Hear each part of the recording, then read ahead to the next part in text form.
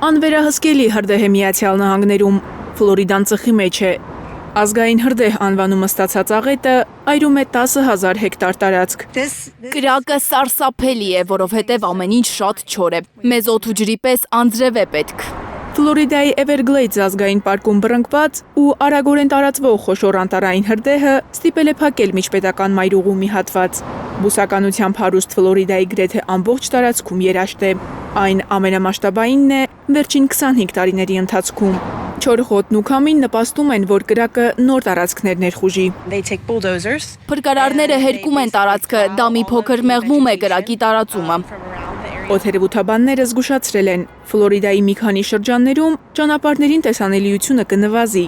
Կանխատեսվում է, որ քամու պատճառով հարևան նահանգներ էլ կհասնի ծուխը։